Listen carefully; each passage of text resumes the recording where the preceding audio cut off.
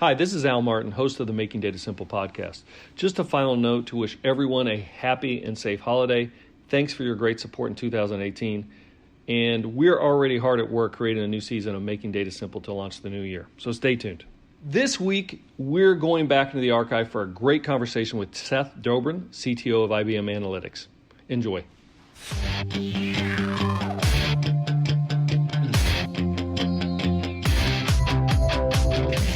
Listening to Making Data Simple, where we make the world of data effortless, relevant, and yes, even fun.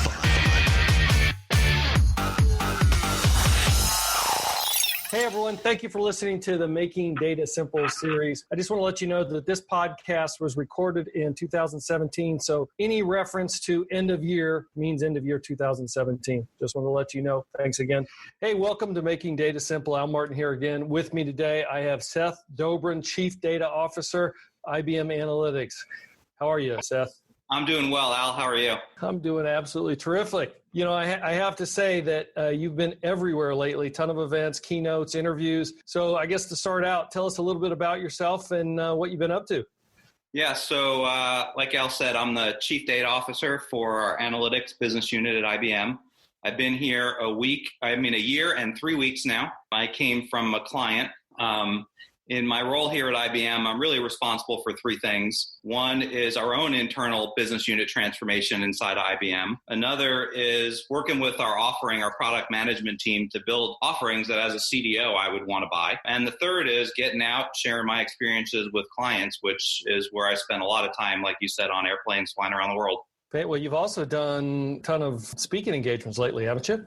Yeah, I've been speaking at all sorts of places, doing some blog posts. Just had one come out on VentureBeat, which I was really excited about, on topics ranging from data science to GDPR to unified governance in general. So let's start at CDO, if you would. I visit a lot of clients. I say this all the time, and a lot of big enterprise clients or companies, and many of them still don't have a CDO, which is kind of, somewhat a little bit alarming to me. But then I I visited an insurance company as of late, and they actually had two in the same division, which they were doubling down. So I guess my question to you to start with is, I guess it's a three-part question. Who needs a chief data officer, and what is the role? All right, so I'll answer them one at a time, and I may need you to remind me what they are after I go through them. So do I see that? Absolutely. I see companies that are trying to go through a digital transformation and they don't have a CDO. I see lots of companies that have multiple CDOs. I think, to be completely honest, if a company wants to become quote unquote digital, whatever that means, and we can talk about what that means if you want in my mind, they need someone that owns data for them. And if they're really serious about it, and maybe I'm biased, but they will name a CDO. They need someone with that title, with that weight, with that authority and that buy-in from the most senior executives in the company to go down that journey. Did I answer all three of them?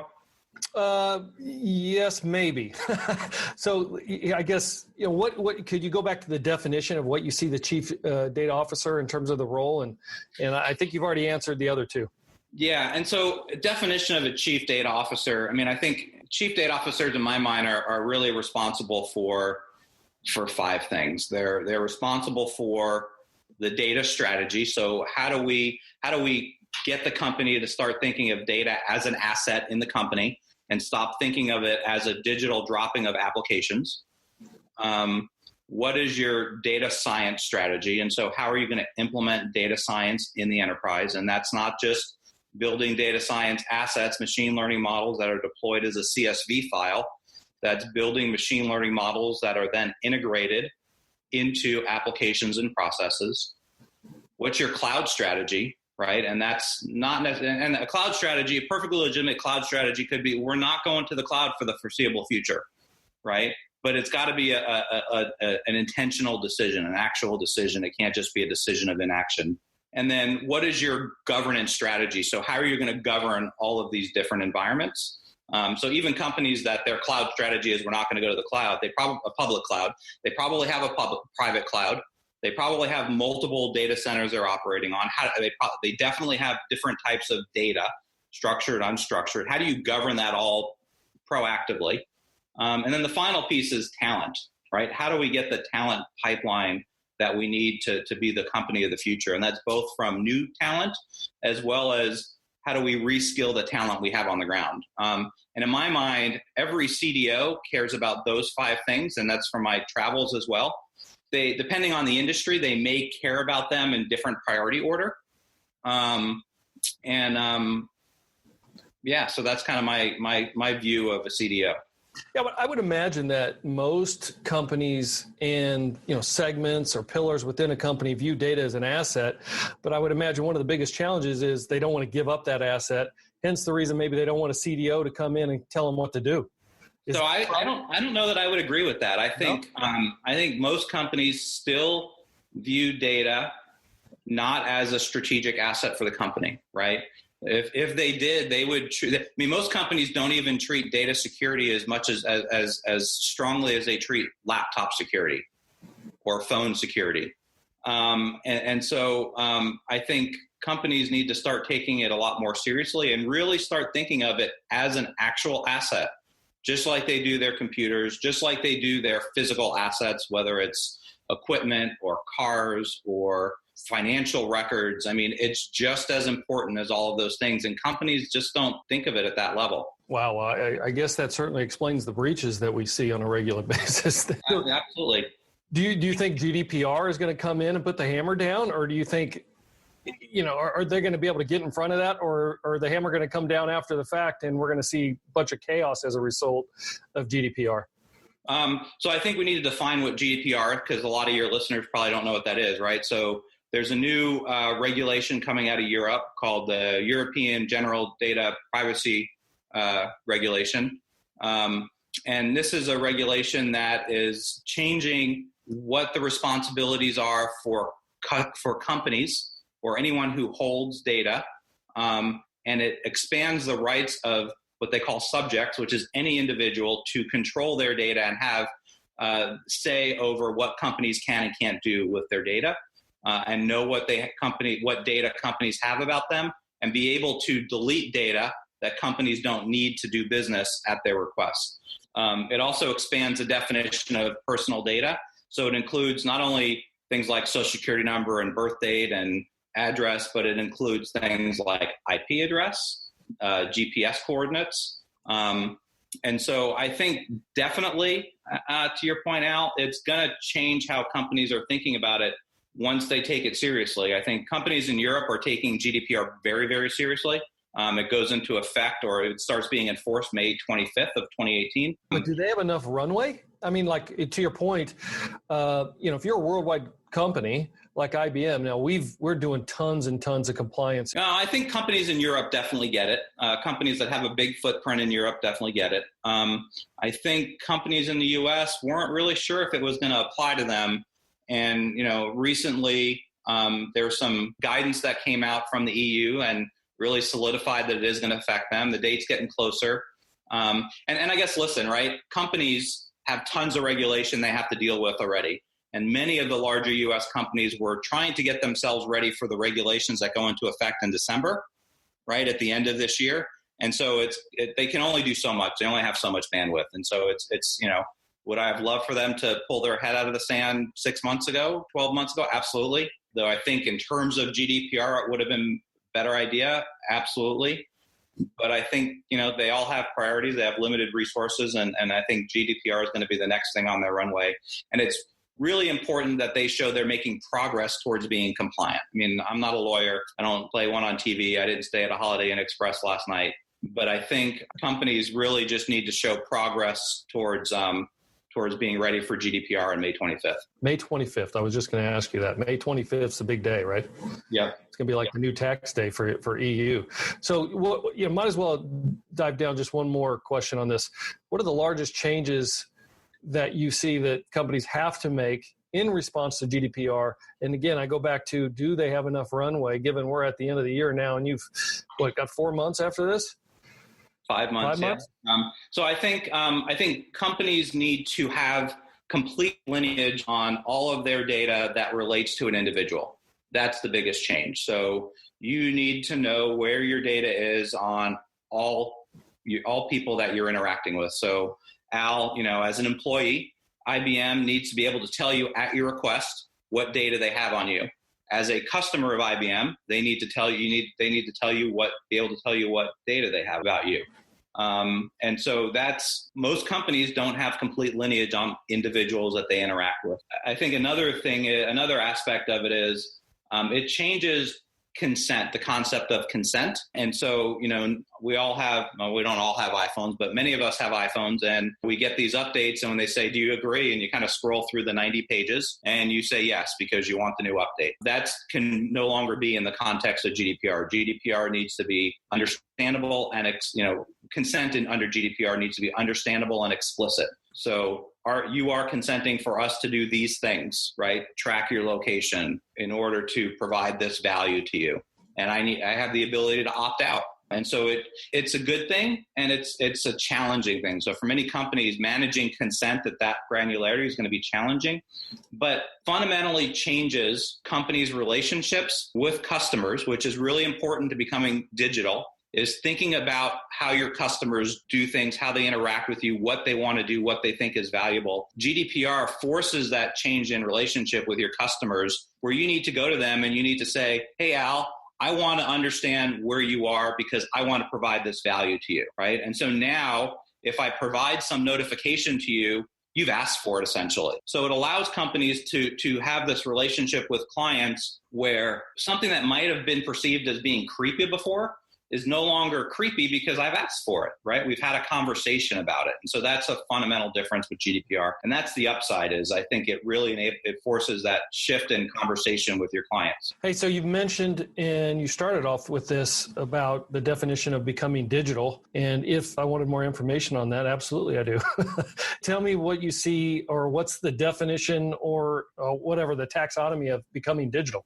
Yeah. So, fundamentally, becoming digital from a corporate culture, the most important thing is that everything a company does, they do through the eyes of their customer. So every decision they make, every investment they make, they ask the question, what impact is this going to have on my customer? How is it going to make her life easier? How is it going to make her more productive? How is it going to enhance our relationship with her as a customer? So that's the first thing. That corporate culture needs to change, where that is the fundamental underlying question of every decision. The second thing that needs to happen is you change your business models. Most companies that are analog, for lack of a better word, I'll say analog companies, have products and they interact with their customers on a kind of once a year, once every 3 year basis, where someone will buy something and you'll get money for them, but it's not a recurring revenue. Truly digital companies offer products as a service and offer them as an outcome. And so, for instance, Al here at IBM, right, we've changed our product portfolio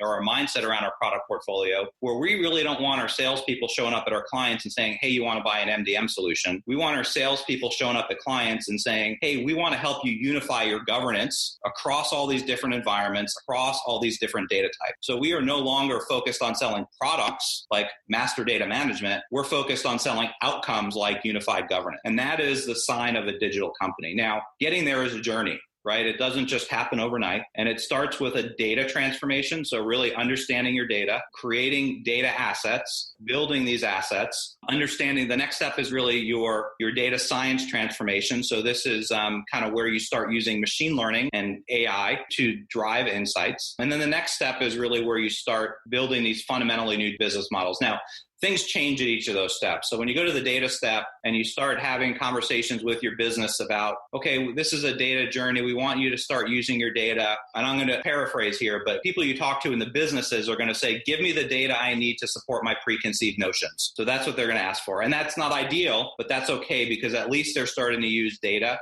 to make decisions. When you get into that data science step, that's when they start asking for data to help them make decisions and get insights that they wouldn't have gotten from their preconceived notions. So it's help me get new insights from my data. So that's really the change in your data science transformation step. And then in the digital nirvana phase, that's where you start using the data and the machine learning models to build new business models to fundamentally change your business. Wow. The more you talk, I think you might actually know your CDO stuff. So that brings me almost to take a step back relative to everything you just said. Ginny Rometty, our fearless leader, famously said we're entering into the new era of computing, and that's cognitive computing. And that was in 2015. Now we're in 2018.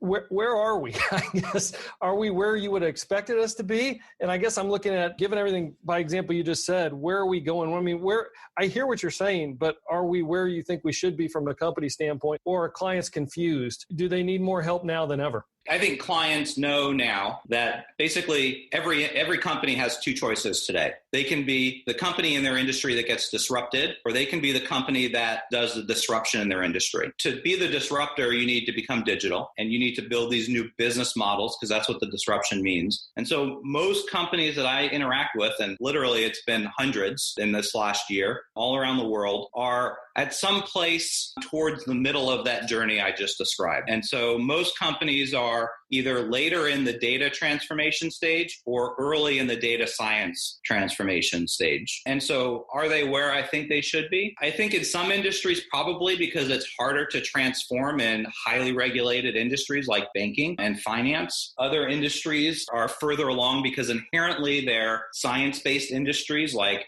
agriculture, pharmaceuticals, oil and gas. I think they're further ahead than the pack because they fundamentally value data, because they're typically run by people who grew up. So scientists, many of those people have PhDs and they've been around data and the hard sciences all their lives. So they get it. So it's kind of all over the place. I think they're in a good place on the journey. But right now, it's honestly a fight for your life as a company. I mean, IBM was disrupted. So we were not the ones that led disruption in IT. We were disrupted. We're fighting our way back now. We don't want our clients to be in that same position. To your point, when I visit clients, I often have to throw up the maturity curve to figure out exactly where they are in their own disruption or where their innovation is. By example, you figure a 4-quadrant chart. 2 quadrants to the left is to spend money, to save money. The 2 quadrants to the right are the spend money to make money. And if you go from left to right, you're talking about operations, cost reduction. Then you go to data warehousing, modernization. Then you start going into the make money, that's self-service analytics, where it's insight driven, and then you go to the new business models. Is that kind of the same way you define it, and you figure clients are right in the middle, most of them? Is that what you were trying to say earlier when you said you think they're somewhere in the middle?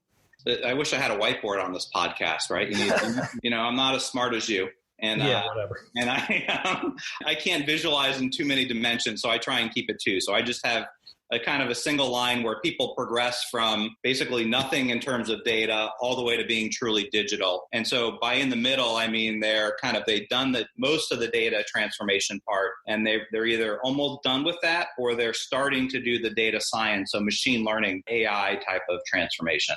So that's what I mean by kind of in the middle. They're on the cusp of really starting to use machine learning to run their business. I'd say there's a small handful of companies, of large, Fortune 1000 companies that have truly become digital and started developing new business models. And they're all the companies that get talked about in all the business journals that have gone through and done this.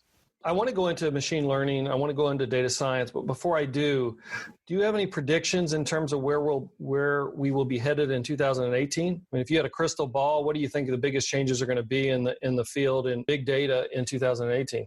So I think the biggest change in that I hope to see it by the end of 2018 is well, there's really 2 of them. I think GDPR is going to help companies realize the value of governance, that it can really be an enabler or even an accelerant of change if you do it right. So I think that's one thing. So you'll see companies start embracing governance as a way to fundamentally change how their business operates in a good way, and not in a we're going to stop everything from happening kind of way, which is usually how people think about governance. And I think the other thing is, over the course of 2018, companies are going to really start figuring out how to implement data science in the enterprise. There is a big difference between data scientists doing Kaggle competitions and being successful at those, and implementing those types of models in an enterprise. And companies are going to start doing that. And in fact, we formed a team, some of the top data scientists in the world, that their job is to sit down with our clients and help them figure out how to implement machine learning and AI into their enterprises. It's funny that you mentioned you have a team